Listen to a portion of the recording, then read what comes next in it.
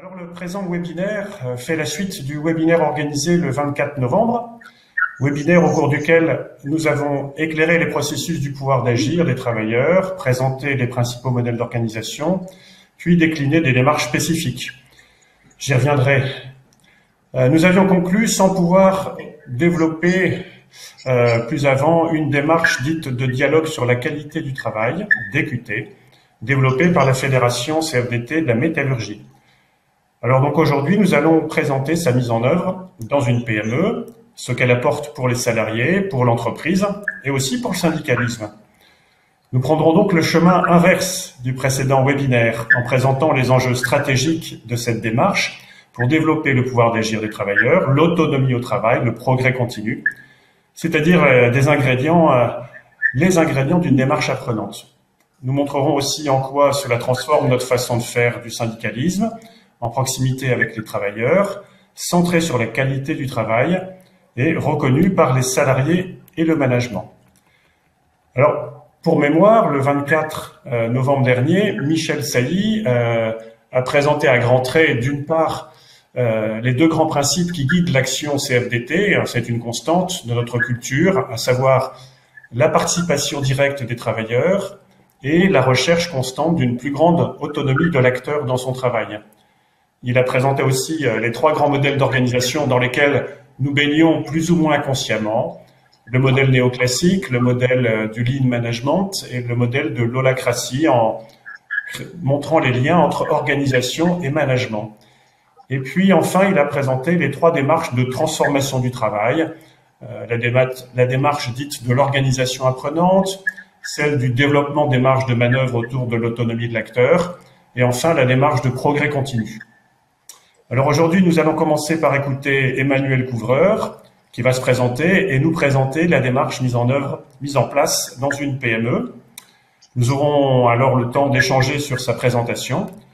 Et dans un deuxième temps, Michel Sailly reviendra sur cette expérimentation pour nous aider à en tirer quelques enseignements. Eh bien, je vais donc passer la parole à Emmanuel Couvreur pour la présentation de l'expérimentation mise en place dans une PME. À toi, Emmanuel. Oui, merci Laurent. Emmanuel Couvreur, donc je suis membre du groupe ressources qualité de vie au travail pour la Fédération de la métallurgie CFDT et j'étais auparavant donc chez Renault, ingénieur sociotechnique et j'ai travaillé plus particulièrement donc pour les questions d'organisation du travail et d'organisation industrielle chez Renault. Voilà. Donc je suis aujourd'hui en charge du secteur sud-ouest. Et l'entreprise que nous allons regarder aujourd'hui, c'est l'entreprise Navaille. Donc, je demanderai à Michel d'avancer sur l'écran. C'est pas moi qui ai la main. C'est pas moi qui ai la main. C'est moi qui ai la main. Voilà. Donc, Navaille, c'est une petite entreprise qui fabrique des fauteuils, à la fois des fauteuils médicaux et des fauteuils de bureau, qui est une entreprise de 150 salariés et qui est située à Agetmo, dans les Landes, donc pas très loin d'Orthez, donc plutôt du côté du Béarn. Cette entreprise spécialisée donc dans la fabrication de ces fauteuils est assez, je dirais, significative de ce qui se faisait dans la région, puisque Agetmo a été pendant des années la patrie de la chaise, la fabrication du mobilier, la fabrication des fauteuils. Et l'entreprise Navaille est une des dernières entreprises de cette fabrication qui reste sur Agetmo. Cette entreprise se caractérise par le fait que elle a connu de grosses difficultés financières liées à une activité saisonnière et à des difficultés donc liées à un marché qui était assez concurrentiel, avec une difficulté donc du fait de ces difficultés financières d'avoir peu d'investissement et donc de rencontrer en même temps dans cette entreprise des conditions de travail difficiles parce que les investissements n'étant pas à la hauteur de la demande pour l'amélioration des conditions de travail dans l'entreprise. Si on regarde maintenant la CFDT de cette entreprise, c'est la seule organisation, elle est omniprésente dans tous les secteurs et elle est très préoccupée bien sûr par l'avenir incertain de l'entreprise et par l'amélioration des conditions de travail. qui est caractéristique quand on a effectivement donc rencontré l'équipe CFDT de Agetmo, c'est qu'on sentait une section syndicale très présente et très offensive pour donc essayer de défendre l'avenir de cette entreprise. Mais en même temps, du fait de ces difficultés, en 2018, elle nous a sollicité, la CFDT, pour qu'on puisse donc essayer de les accompagner dans l'amélioration à la fois de leur situation économique, mais aussi de l'amélioration sociale et des conditions de travail. On a donc décidé en 2018 d'engager une enquête du type de l'enquête fédérale qui était faite pour regarder donc comment on pouvait faire un état des lieux de la situation des conditions de travail dans l'entreprise de Navaille. Donc, quelques rappels historiques pour vous dire qu'en juillet 2018, la première rencontre s'est faite donc avec une rencontre en même temps. C'est pour vous dire que c'est intéressant. En même temps qu'on rencontrait la CFDT pour la première fois, on a la direction et c'était en fait un appel au secours de la secrétaire de la section pour donc les aider à les accompagner dans leur situation et dans l'amélioration de la situation de l'entreprise. On a donc élaboré ce questionnaire et ce qui est tout à fait remarquable, c'est qu'en septembre 2018, la diffusion de ce questionnaire avait été faite donc à la suite déjà d'un questionnaire précédent qui avait été fait par la direction, qui avait recueilli 25% de réponses sur les RPS et donc les difficultés qui existaient alors dans l'entreprise. Et ce qui est remarquable, c'est que la CFDT, l'initiative de cette enquête, a permis d'avoir 80% cette fois de réponses. C'est très important parce que pour nous, cette enquête est un véritable rapport de force qui s'est exercé dans l'entreprise à ce moment-là pour faire reconnaître à la direction que la question, le questionnement de la CFDT devait être pris en compte par la direction. Ça nous a permis donc dès le mois d'octobre d'obtenir une rencontre avec la direction générale pour donc valider cette démarche qui était de dire on souhaite la mise en place d'espaces de discussion pour permettre aux salariés de pouvoir à la fois poser les questions qui les concernent par rapport à leur travail, mais en même temps obtenir un certain nombre de résultats et participer à l'amélioration de leurs conditions de travail. On a donc, dès le mois d'octobre, affiché les résultats de cette enquête, affiché également les commentaires qui étaient faits par les salariés, ce qui est très important, parce que l'enquête, c'est aussi donner la parole aux salariés et leur permettre donc de se faire entendre par rapport à leurs préoccupations. Au mois de novembre, on a donc décidé, à la suite de cette enquête, en accord avec la direction, de cibler 3 secteurs qui nous semblaient des secteurs importants et qui étaient des secteurs plus particulièrement affectés et impactés par la crise économique de l'entreprise. Et donc, on y reviendra sur ces 3 secteurs. On a donc élaboré à la suite de ça une trame et un contenu de formation en décembre 2018 où on a donc réuni les référents travail dont on parlera, les managers qui sont en fait appelés les coordinateurs dans le langage donc du management de Navaille et les correspondants CFDT qui ont été dans le cadre de l'accord désignés pour participer au comité QVT de l'entreprise.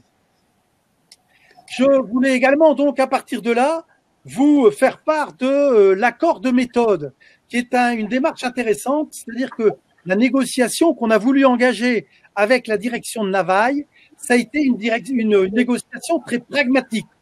C'est-à-dire, en fait, on négocie la manière d'aborder la mise en place des espaces de discussion dans l'entreprise. On avait donc un accord avec la direction sur 2 secteurs de production dont on va parler, le secteur du montage des bureaux et le secteur du montage médical, donc pour les fauteuils hospitaliers, et un secteur en tertiaire qui regroupait le bureau d'études, les achats et le marketing. Le point d'accord également de cette négociation, c'était l'obtention d'une réunion mensuelle d'1 heure pour ces secteurs concernés, pour se réunir et aborder les problèmes qu'ils avaient identifiés par rapport à leur secteur. La désignation également d'un salarié référent par secteur. Chaque secteur, donc, qui a été désigné pour l'expérimentation, élit un référent qui devient donc du coup le co-animateur avec le coordinateur, c'est-à-dire avec le manager de premier niveau, pour participer au suivi et à l'accompagnement de ces réunions d'espaces de discussion. Et dans le cadre de ces espaces de discussion, a été mis en place un document commun qu'on appelle le DSPA, le document de suivi des problèmes et des actions, avec des indicateurs également, qui permet donc aux équipes concernées d'avoir en permanence dans leur secteur d'activité l'affichage des problèmes qui ont été abordés dans les réunions, l'état d'avancement, le suivi et les résultats obtenus. Et enfin, un comité QVT trimestriel qui est en fait le comité de direction avec donc les correspondants CFDT, les référents et les coordinateurs, ainsi que le pilote dont on va parler tout à l'heure, le pilote coordonnateur, qui est effectivement un élément important, à savoir la personne en charge de la coordination, de l'animation de ces espaces de discussion. Et donc, pour entériner tout cela, on a donc mis en place une formation des référents, des coordinateurs, pilotes et de la direction d'une demi-journée pour présenter l'ensemble de la démarche et en gros se mettre d'accord sur le mode d'emploi et la façon dont on allait aborder ces espaces de discussion. Si on regarde maintenant les résultats tels qu'ils ont été actés en novembre 2020, on a un peu deux types de résultats, des résultats aboutis sur des questions plus locales. L'achat de petits matériels dans les différents ateliers, la mise à disposition de fauteuils de travail, par exemple, dans l'atelier de tôlerie, l'achat de 2 bennes basculantes pour l'évacuation des déchets de coupe, la modification de certaines données sur les ordres de fabrication, la modification des housses des fauteuils médicaux pour réduire le nombre de pièces appliquées et aussi réduire la pénibilité. Comme vous le savez sans doute, le fait de travailler sur le garnissage de sièges et de fauteuils nécessite effectivement des opérations qui, en général, aboutissent à des problèmes de carpien, des problèmes donc de TMS, de troubles musculo-squelettiques, qui font que on a donc sollicité à travers donc ces espaces de discussion les secteurs du bureau d'études pour modifier et pour apporter des solutions sur l'habillage des housses de ces fauteuils. Et enfin, le deuxième type de problème qui a été abordé, ce sont plus des projets de réorganisation, c'est-à-dire en fait des problèmes qui nécessitent du temps, qui nécessitent une validation, qui nécessitent des allers-retours entre les méthodes, entre les bureaux d'études, entre les achats, entre la maintenance et les équipes de production. Et les trois types de problèmes qu'on a donc soulignés, qui sont des projets en cours de traitement et qui devraient aboutir déjà dans le premier cas en ce qui concerne les lignes de fabrication médicale, à savoir un projet qui devrait donc donner un certain nombre d'améliorations sur la réalisation des fauteuils dans cette ligne de fabrication médicale. Le deuxième type de problème concerne le montage bureau. Et là aussi, il y a eu un élément qui a été important et qu'on intègre donc dans cette présentation, qui est l'arrivée d'un nouveau coordinateur, donc d'un nouveau responsable manager de proximité, qui a été mis en place en décembre 2019 ou janvier 2020 et qui donc aujourd'hui motivé et tout à fait donc en accord avec l'espace de discussion qui a été mis en place, dynamise aujourd'hui le réaménagement de la ligne de montage de bureau. Et enfin, sur le collage des mousses, des fauteuils des médicaux en particulier, on avait un problème au niveau des cols qui amenaient des conditions de travail difficiles et pénibles, en particulier en période d'été, parce qu'avec la chaleur, donc on a obtenu la mise en place de cols non toxiques et donc d'arriver à obtenir donc une amélioration de ces conditions de travail dans ce secteur. Donc vous voyez des résultats concrets, des résultats qui parlent pour les salariés, des résultats qui font l'objet de projets collectifs et qui sont soutenus par les équipes concernées. Sur le slide suivant, on vous propose, je dirais un peu en guise de synthèse, un bilan des avantages et donc des apports de cette démarche, à la fois pour les salariés, pour l'entreprise, mais aussi pour la CFDT.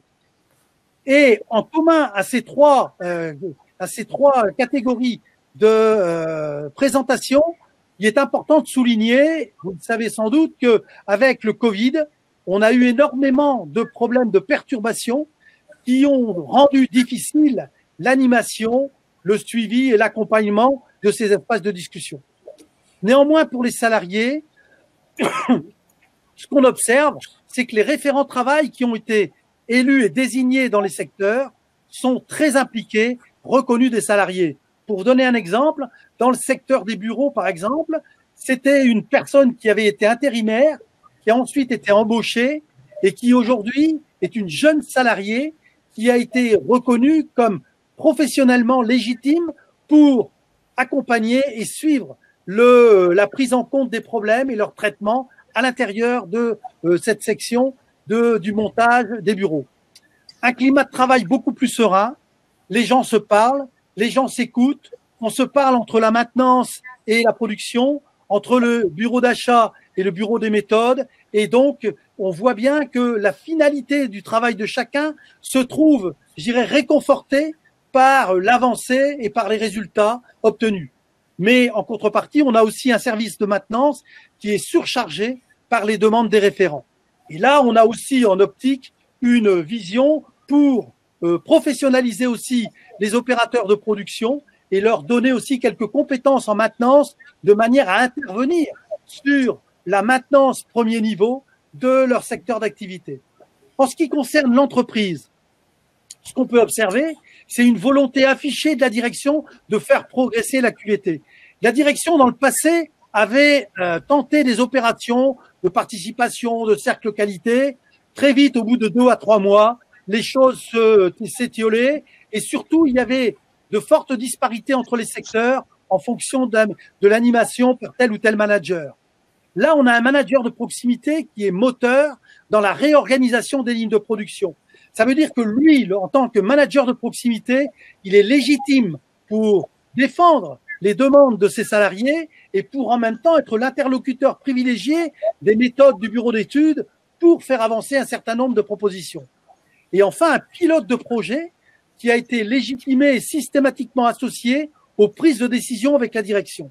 La direction a voulu que le pilote non seulement coordonne l'action entre les différents secteurs des espaces de discussion concernés, mais aussi participe systématiquement à chaque décision du comité de direction pour être le représentant de ces espaces de discussion auprès de la direction et donc d'être, je dirais, le porte-parole en même temps de ces espaces de discussion.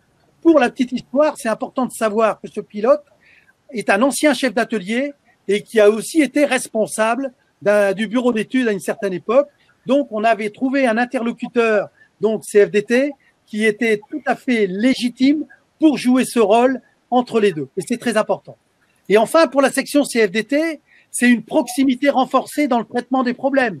On ne se disperse plus sur 36 problèmes. C'est le référent qui canalise et qui permet donc aux délégués d'avoir en même temps un échange sur l'état d'avancement, sur le tableau d'affichage avec le document le DPSA dont on a parlé, et également donc faire un travail de médiation de la CFDT en tant que et aussi auprès du pilote en soutien des salariés. Donc une dynamique qui s'est instaurée sur un syndicalisme de proximité qui a retrouvé toute sa légitimité, non pas dans des réunions de délégués qui n'en finissent plus avec des questions qui sont posées et qui deviennent récurrentes, mais avec des questions et des réponses qui localement sont solutionnées ou qui sont prises en compte au niveau des fonctions support grâce à l'appui du pilote et donc d'un comité de direction qui se sent impliqué et qui voit l'intérêt de l'efficacité de ces espaces de discussion.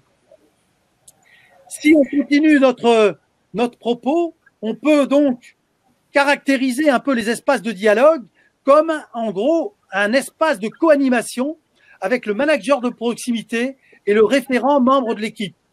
C'est très important que le manager de proximité puisse se désengager d'un certain nombre de petits problèmes qui étaient auparavant très chronophages au niveau donc de son emploi du temps et lui permettre de travailler davantage transversalement avec les fonctions support, avec les bureaux d'études pour la prise en compte et l'avancement des projets.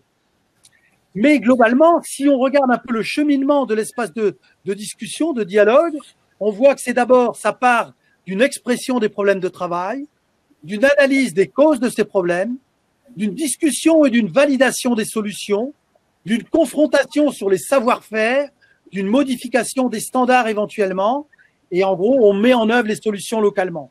C'est très important parce que les salariés voit de visu, à la fois dans les réunions, les comptes rendus qui sont faits, c'est affiché en permanence dans l'espace du secteur d'activité, l'état d'avancement, les résultats, le pilotage, les natures des problèmes et l'adoption des solutions qui ne fait que donc valider les propositions faites par les salariés en accord avec les secteurs d'accompagnement et les fonctions support.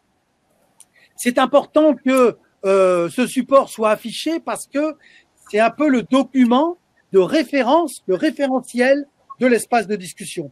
Et enfin, les indicateurs de processus et de résultats sont des indicateurs qui donnent régulièrement l'état de satisfaction des salariés, l'état des résultats obtenus, du nombre de problèmes traités, du nombre de problèmes en cours de traitement et du nombre de problèmes qui vont devoir être arbitrés dans les comités de direction pour trouver des solutions, parce que les solutions n'appartiennent pas forcément aux responsables de la maintenance ou aux responsables des méthodes, mais font intervenir éventuellement la direction parce que ça renvoie aux clients, ça renvoie donc aux fournisseurs éventuellement. Voilà, donc la mise en place, c'est quelque chose vraiment qui a changé la vie, qui a changé l'approche de la fonction et de l'organisation syndicale dans un accompagnement des salariés au plus près de leurs préoccupations. Et ce qui est très réconfortant, c'est de savoir qu'en même temps, la direction y trouve son compte parce que elle a trouvé dans cette démarche une efficacité qui n'était pas aujourd'hui acquise, compte tenu à la fois des problèmes dans lesquels l'entreprise était confrontée et compte tenu des difficultés financières et économiques. Une petite anecdote qui va vous parler. Dans le même temps qu'on a mis en place ces espaces de discussion, l'entreprise a fait le choix de fabriquer des masques pour le confinement. Et dès la première période de confinement, l'entreprise donc de Navaille a fabriqué des masques dans des quantités suffisamment importantes pour en fait redresser la trésorerie de l'entreprise qui était sérieusement mise en question jusque-là. Voilà, donc j'en ai terminé. Je passe la parole à Michel pour la suite de cette présentation. C'est moi qui vais prendre la parole temporairement. Merci Emmanuel. Peut-être Corinne, y a-t-il des questions? Alors il y a peu de questions. Des attentes. Alors il y a peu de questions. Il y a quelques éléments, notamment sur les enquêtes fédérales qui n'étaient pas connues. Donc, à travers le chat, il y a eu des questions-réponses et il y a un intérêt à ce que Emmanuel, tu as parlé de questionnaires, etc. Et il y a un intérêt à visualiser ces questionnaires. On va peut-être pas pouvoir les visualiser pendant ce webinaire, mais est-ce qu'il est possible ensuite de pouvoir les télécharger? Tout à fait. Je voudrais faire un commentaire sur la question des enquêtes parce que c'est un élément important. L'élaboration du questionnement a été faite avec les membres donc de la section syndicale pour que les questions soient bien comprises par l'ensemble des salariés dans leur vocabulaire, dans leur culture. Ça, c'est la première chose. La diffusion a été faite de manière systématique par l'ensemble des élus pour à la fois s'expliquer sur les raisons de l'enquête et en même temps pour le recueil et la collecte des résultats. Et ensuite, lorsque les résultats ont été transmis à la section syndicale, il y a eu un travail de fait avec l'ensemble des représentants de la section syndicale pour analyser et interpréter les résultats et retransmettre aux salariés. Vous avez répondu ceci par rapport à l'autonomie, vous avez répondu cela par rapport à la hiérarchie, vous avez répondu ceci par rapport aux conditions de travail. Voilà comment nous interprétons le résultat. Est-ce que vous êtes d'accord avec notre interprétation? Il y a eu donc des camemberts de diffuser avec l'ensemble des résultats question par question.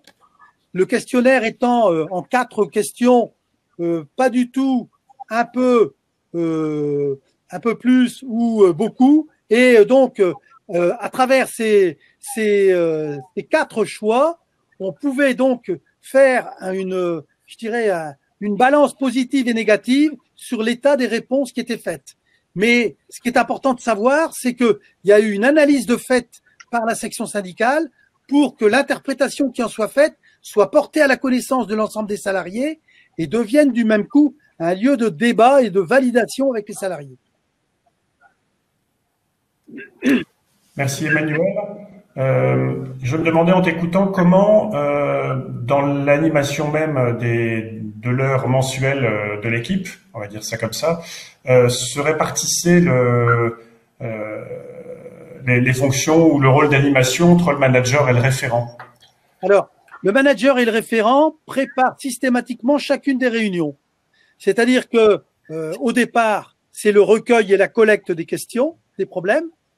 Et donc, en même temps qu'on recueille le problème, il y a donc, on ne l'a pas présenté là, mais il y a donc la nature du problème qui est précisée.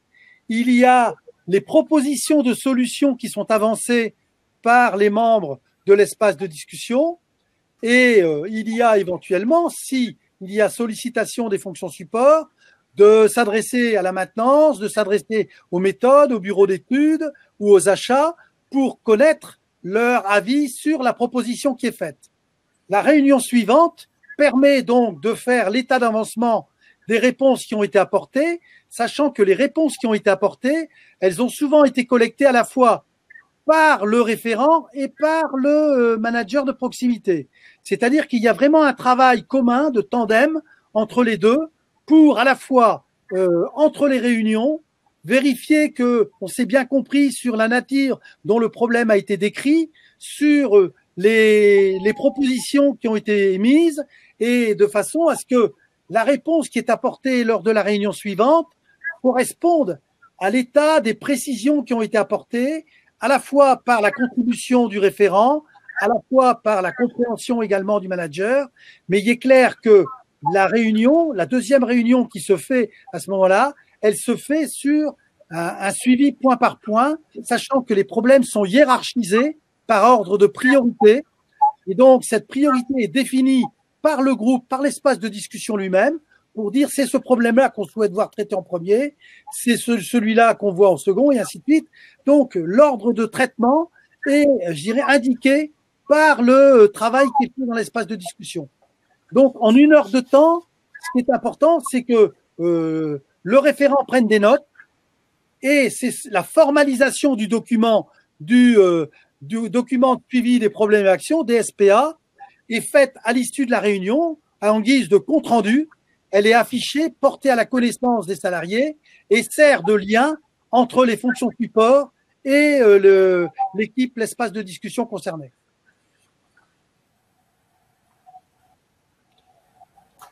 Merci Emmanuel. Corinne, pour le débat, pour la question, y a-t-il… Alors…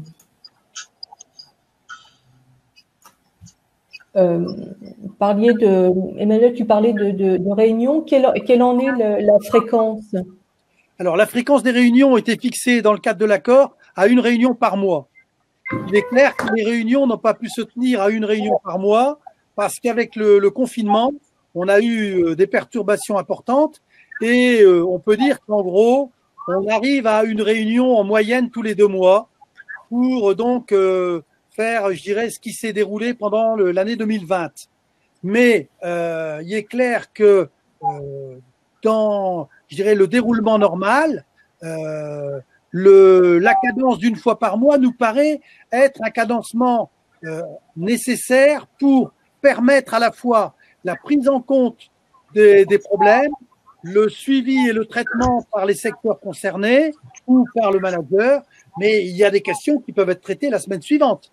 Hein, c'est-à-dire que des problèmes très locaux, quand il s'agit de déplacer un outil ou de modifier le couple d'une visseuse ou ainsi de suite, je dirais que les solutions peuvent être beaucoup plus rapides. Mais lorsqu'on voit des projets, par exemple, de réaménagement de la ligne de montage médical ou de la ligne de montage bureau, on voit bien que là, il y a des plans qui sont discutés, c'est-à-dire que les opérateurs travaillent sur des plans avec leur manager, avec le responsable des méthodes et de la maintenance, pour vérifier si les propositions telles qu'elles ont été émises peuvent évoluer dans ce sens-là, si financièrement on va pouvoir donc réaliser les travaux et si on a la disponibilité, le temps pour le faire, et donc fixer un échéancement dans la réalisation des solutions. Donc, on voit bien que, en fin de compte, la réunion est une réunion un peu en trait d'union entre ce qui est fait par les référents et les coordinateurs, c'est-à-dire les managers de proximité avec les fonctions support, et la réaction des salariés qui auront été donc consultés par le référent pour vérifier qu'on s'est bien mis d'accord sur tel et tel type de solution et que les propositions qui sont en voie d'être prises en compte correspondent à l'intérêt et à l'accord des salariés concernés. Merci Emmanuel. Un petit exemple, une référente, par exemple, je pense au montage des bureaux, me disait que tous les jours, elle a des sollicitations de salariés pour savoir où on en est, connaître tel problème, si effectivement c'est bien comme ça qu'on va le faire, si on a bien pris en compte tel aspect de la solution, et ainsi de suite. Donc, je dirais qu'il y a un va-et-vient permanent. En plus, c'est une petite entreprise, donc on se parle, mais on se parle donc parce que il y a du lien et il y a, je dirais, des projets, et il y a des propositions qui sont en attente. Merci Emmanuel. Peut-être que pour faire le lien avec la suite, qui est une intervention de Michel qui va nous aider à recadrer, on peut s'appuyer sur la question que nous pose Yann dans le chat. Peut-on décrire la relation entre DQT et QVT? Je comprends, dit-il, que la QVT est un des accords possibles, on assure, en sortie de la phase de DQT. Voilà. Est-ce qu'il y a un emboîtement ou une succession qui va se faire? Donc, je vais te donner la parole, Michel, maintenant pour la suite de la présentation, et je pense que tu pourras répondre à la question posée par Yann. Oui, merci. Je vais donc, comme le disait Laurent initialement, prendre le chemin inverse du précédent webinaire, c'est-à-dire partir du DQT pour remonter jusqu'au modèle d'organisation et de management. Bon, je m'arrêterai principalement pour ce jour à l'organisation apprenante. La première chose, c'est que le DQT s'inscrit dans une dynamique de participation des salariés, dont on a deux composantes essentielles. Le DQT constitue dans l'activité quotidienne de travail, c'est-à-dire c'est un espace de discussion, d'élaboration de solutions par rapport au travail réel, tel qu'il s'accomplit, s'organise quotidiennement. On a une autre dimension où la participation peut intervenir, qui est la dimension des projets industriels. Des projets ou de décisions stratégiques venant de la direction. Donc, ce qui est important dans ce deuxième type de participation, c'est que les salariés ne soient pas simplement consultés, mais qu'ils soient écoutés, parce que je crois que c'est le grand problème aujourd'hui.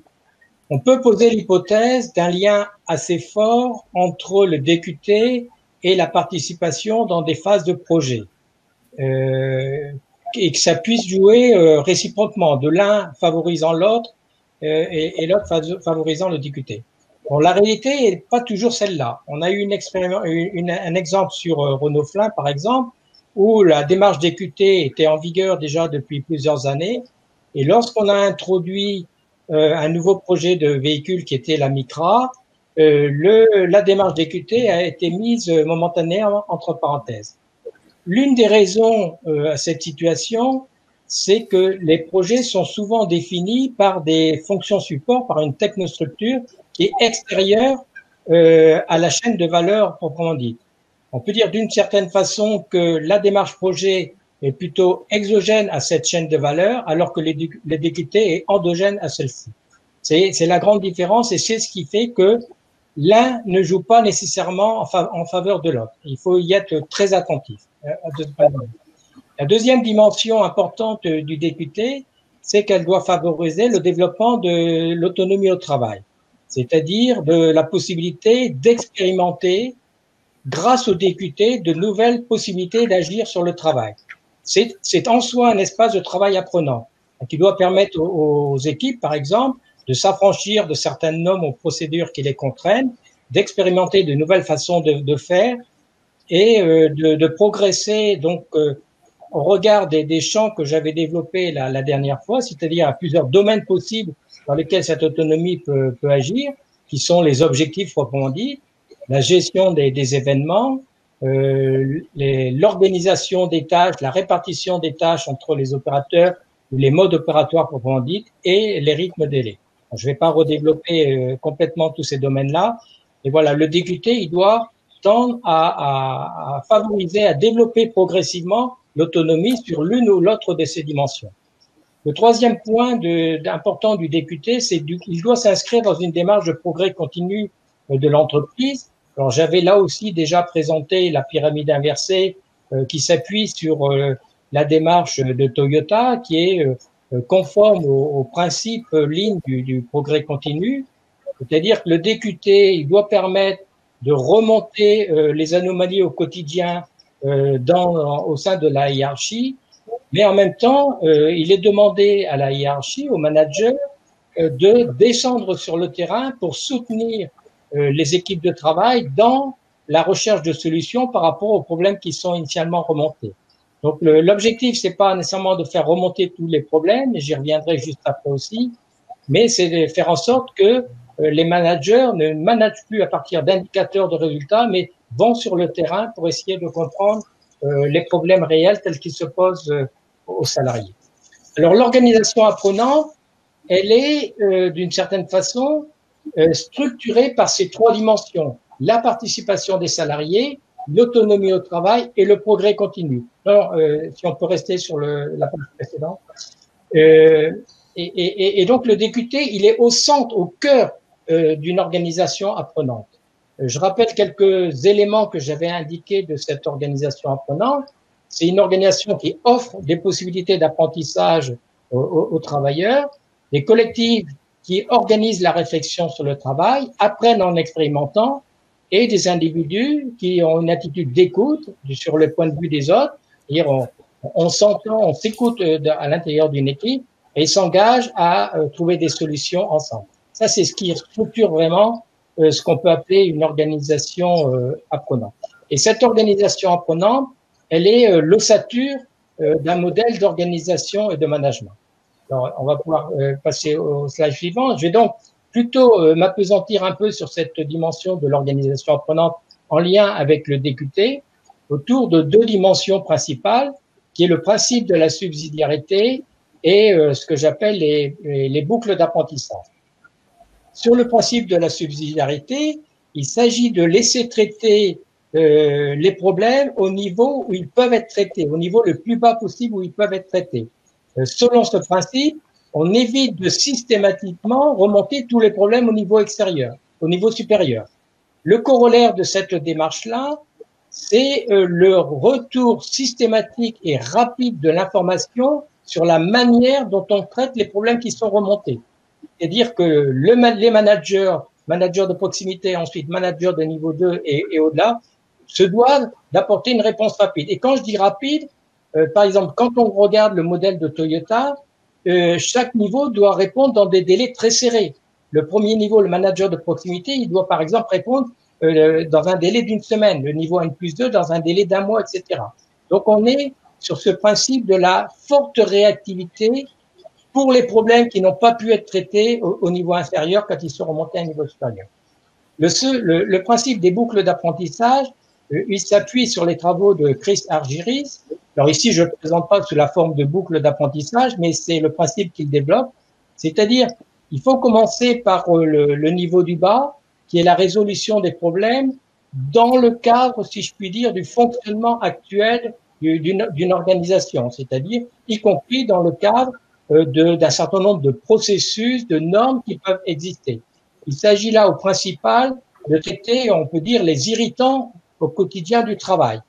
Et c'est important de commencer par là parce qu'on ne va créer la confiance que si on commence à régler les problèmes qui doivent être gérés au quotidien par les travailleurs et montrer qu'il y a une volonté de l'organisation d'y arriver.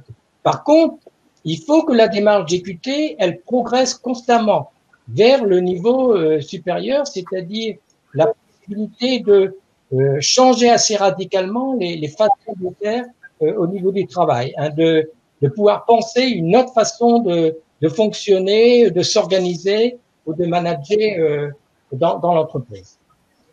Donc maintenant, autour de ces questions-là, en fait, cette question de l'organisation apprenante, je trouve, on en a souvent une approche un petit peu trop réduite.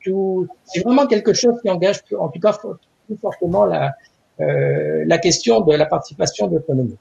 Au précédent webinaire, j'avais mis en évidence le retard important de la France sur la question de la participation directe des travailleurs et de l'autonomie au travail par rapport aux autres pays européens et en particulier par rapport aux pays nordiques, mais même à d'autres pays comme les Pays-Bas, l'Allemagne étant plus controversée de ce point de vue-là.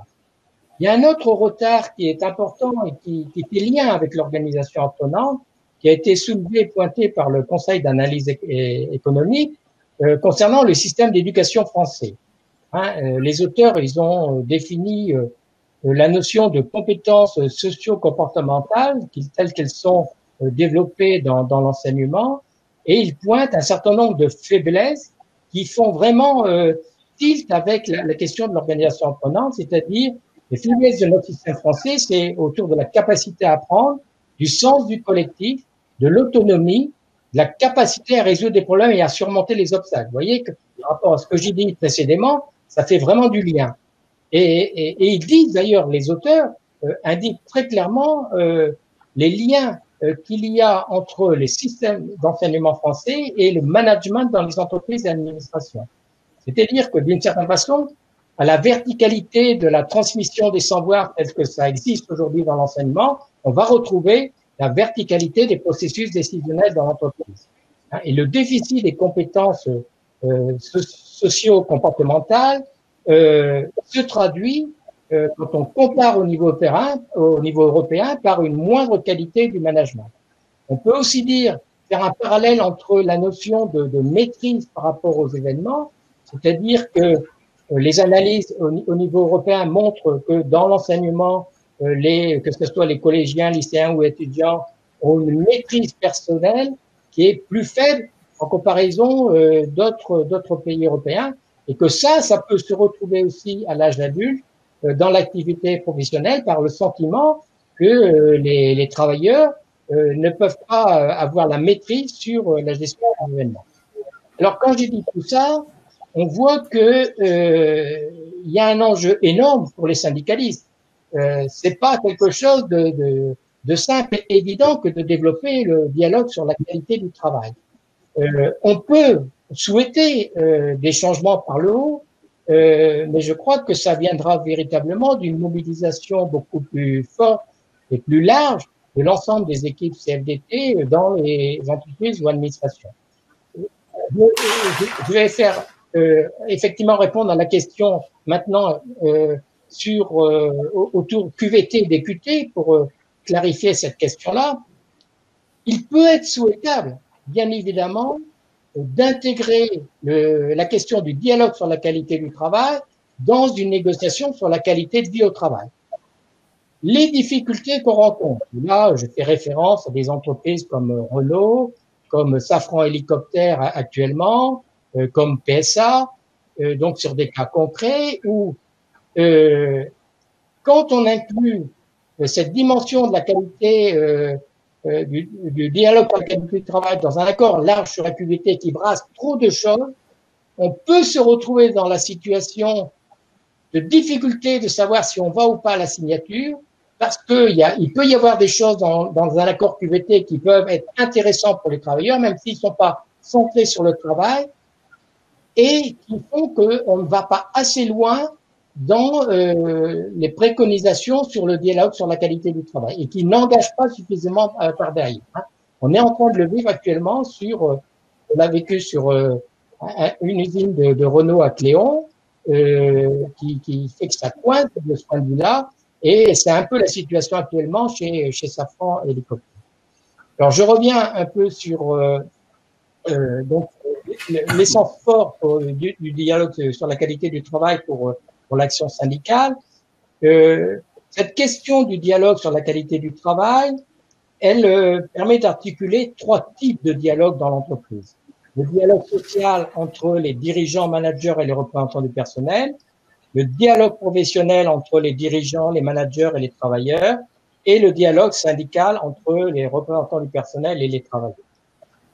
Ce qui est sûr, c'est que il ne peut pas y avoir une totale communauté d'intérêts entre ces 3 principaux acteurs que sont les travailleurs, les dirigeants et le syndicat. Mais nous sommes convaincus à plusieurs que le DQT permet en tout état de cause de réduire l'écart qu'il peut y avoir. Et ça invite un peu à revenir à un concept qu'avait développé Edmond Maire à une certaine époque de coopération conflictuelle, c'est-à-dire la possibilité qu'offre le dialogue sur la qualité du travail d'avoir une confrontation explicite entre plusieurs logiques qui ont des raisons d'exister d'une certaine façon, mais sur laquelle il faut essayer de réduire au maximum ces divergences. Une autre façon de dire les choses, c'est un peu comme l'avait dit Yves Clos, qui est de pouvoir organiser la conflictualité sur les critères de qualité. Donc je crois que le dialogue sur la qualité du travail, il permet d'essayer de réduire ces tensions qu'il peut y avoir ou ces logiques différentes qu'il peut y avoir entre les 3 acteurs que sont la direction, les travailleurs et le syndicat. D'ailleurs, quand on regarde au niveau international, ce qui différencie fortement le syndicalisme dans les pays nordiques, mais je l'avais aussi constaté personnellement au Québec, c'est cette capacité de concevoir le dialogue social autour d'une coopération conflictuelle. Alors, le DQT, il aide à ça parce qu'il est centré sur le travail. C'est-à-dire que, et ça, nos camarades de Toyota le disaient bien, c'est que à partir du moment où le DQT, il oblige tout le monde à parler du travail, eh bien, les syndicats, enfin, les représentants du personnel avec les managers, ils parlent le même langage, qui est celui du travail. Et ça, c'est un atout fort pour arriver à se comprendre, pas nécessairement entre les représentants du personnel et la direction, mais aussi avec toute la ligne managériale. C'est une autre dynamique de relation qui peut s'établir de ce point de vue-là. Donc, et il faut pour la CFDT, en tout cas, que on conçoive le dialogue sur la qualité du travail comme une autre façon, une autre possibilité de concevoir ce dialogue social, mais à partir d'un syndicalisme qui cherche à développer l'expression du potentiel, je dirais, on va dire le potentiel créatif des travailleurs. C'est ça qui est important. Et donc, Emmanuel Couvreur l'a dit à partir de l'exemple de Denavaille, j'y reviendrai sur quelques points. Donc, on voit que il peut s'établir un autre lien, en particulier entre les travailleurs et les représentants du personnel. Parce que les militants, ils peuvent maintenant aller sur le terrain, quand ça existe, au contact des opérateurs, au contact des référents au travail, au contact des managers, pour vérifier comment fonctionne le dispositif. Est-ce que les problèmes qui sont soulevés sont résolus et sont résolus avec une grande réactivité? Est-ce qu'il y a du feedback qui est organisé entre les managers et les travailleurs pour les problèmes qui remontent dans la hiérarchie? C'est une occasion de cerner un certain nombre de tensions qui peuvent exister entre services, entre des fonctions support ou des fonctions opérationnelles, de cerner même des enjeux de pouvoir entre certains acteurs de l'entreprise. Et en retour, je dirais que à partir de ce contact sur le terrain, aidé par l'existence de ces espaces de dialogue sur le travail, les représentants du personnel peuvent remonter au niveau du comité de direction à travers les instances représentatives du personnel, les problèmes tels qu'ils sont apparus et résolus, mais en même temps traiter des dimensions beaucoup plus collectives au niveau des problèmes qui nécessitent des décisions à ce niveau de la direction. Donc on voit bien que, et j'en terminerai par là, que le DQT, il permet à la fois de prendre soin du travail en élargissant le champ d'action des travailleurs, mais c'est aussi un moyen pour l'organisation syndicale de mettre un pied dans l'organisation du travail à partir de la réalité du travail. On peut ainsi dire que, d'une certaine façon, Le dialogue sur la qualité du travail, il permet à la fois de rendre visible le travail des hommes et des femmes et en même temps de renouveler le syndicalisme. C'est ça l'enjeu stratégique pour les organisations syndicales et pour la CFDT en particulier, sur laquelle je pense si on voulait franchir un pas supplémentaire, c'est d'avoir un beaucoup plus grand nombre d'équipes syndicales qui puissent s'engager dans cette voie-là parce que c'est une voie importante tant pour les travailleurs que pour le syndicalisme. Merci. Merci Michel. Dans les 10 minutes qui nous restent, on peut peut-être prendre une ou deux questions. Il y a notamment une question qui revient, qui suscite l'intérêt de plusieurs participants au chat. C'est finalement la question des grandes structures, parce qu'on est parti de l'exemple d'une petite structure de Navaille avec 150 salariés. Mais qu'en est-il des grandes structures? Est-ce qu'il faut les découper en petites structures? Quels sont les enjeux particuliers dans les grandes structures? Et une question annexe, c'est est-ce que ça peut se mettre en œuvre aussi dans des champs qui ne sont pas des champs, on va dire, industriels, hein, par exemple une collectivité territoriale, ou bien je rajouterais un centre de recherche, par exemple. Donc deux questions, la question des grandes structures et puis la question des milieux professionnels. Alors, sur les grandes structures, on voit que si on prend l'exemple de la métallurgie, on a eu des accords soit sur la QVT, mais intégrant le dialogue sur la qualité du travail dans des grands groupes comme PSA. On est en négociation sur je dirais un des domaines de Safran qui est l'hélicoptère. On a discuté de ça chez Renault, mais ça s'est fait au niveau d'une usine. C'est mis en place chez Toyota. Donc on a à la fois des exemples comme Navaille, PME, et là la particularité de la PME, c'est qu'effectivement cette question du dialogue sur la qualité du travail a pu être mise en œuvre en quelques mois, à partir du moment où les problèmes ont été soulevés, et que c'est beaucoup plus difficile dans des grands groupes industriels. Hein. C'est-à-dire que même quand on a réussi à le mettre dans un accord, de l'accord à l'application, il se passe un temps parfois extrêmement long. La difficulté, si je prends l'exemple de Renault Cléon, ça fait plusieurs années maintenant qu'on a une section qui essaye de faire avancer la question du dialogue sur la qualité du travail, et ça coince, je pense, pour des raisons effectivement de centralisme dans les grands groupes industriels. C'est-à-dire que une usine, un établissement chez Renault n'a pas l'autonomie suffisante aujourd'hui pour négocier la mise en place d'une démarche de dialogue sur la qualité du travail. L'autre situation, c'est qu'effectivement, on a des technostructures très importantes, des l'ingénierie, qui ont un poids extrêmement important sur la manière dont on définit les process de travail, y compris l'organisation du travail, qui est décidée de façon centrale, puisque ces grands groupes industriels ont ce qu'on appelle des systèmes de production. Hein, et que ces systèmes de production tels qu'ils sont définis dans les grands groupes viennent se heurter parfois à la démarche de dialogue sur la qualité du travail. Si je prends le cas de Safran, ils ont une démarche qu'on appelle, j'en ai parlé la dernière fois, QRQC, Quick Response Quality Control, qui est une démarche très stricte sur les questions de qualité, mais qui n'intègre pas les opérationnels. Et ça, c'est la difficulté des grands groupes quand on a des méthodes de travail qui sont décidées par une technostructure, qui viennent se heurter à la question du dialogue sur la qualité du travail et qui rendent ça difficile. Et par contre, on a la situation de Toyota où mais c'est dans les principes du Lean tels que je les avais développés, où le dialogue sur la qualité du travail peut prendre toute sa place parce qu'il est cohérent à la manière dont ce groupe industriel développe sa démarche de progrès continu.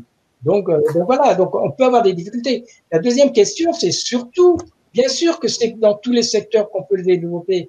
Je dirais, une des dernières formations du CREFAC qu'on a faites, on avait essentiellement des personnes venant des secteurs des soins à domicile, aide aux personnes âgées, EHPAD, etc., qui finalement sont regroupés selon le statut des gens dans 3 fédérations de la CFDT.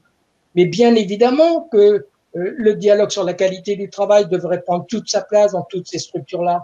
Ce serait essentiel que ça se fasse. Quand on prend le commerce aujourd'hui, on en parle beaucoup avec la Covid-19. Bien sûr que ça serait essentiel qu'il y ait des espaces de dialogue sur la qualité du travail. C'est donc possible partout. Il y a pas d'exclusion possible de cette affaire-là. Ça devrait être un projet commun à toute la CFDT. Bon, je pense que ça commence puisque on a vu que dans la négociation sur la question de la santé, la Confédération maintenant en parle, hein, c'est-à-dire l'évoque. Mais il faut savoir, c'est quand même une affaire difficile et il faut que ça engage à tous les niveaux de l'organisation. Et bien sûr que c'est possible partout. Merci Michel. Peut-être deux niveaux de questions différents. On pourra sans doute pas les traiter. Il ne reste que 4 minutes si on veut respecter l'heure prévue.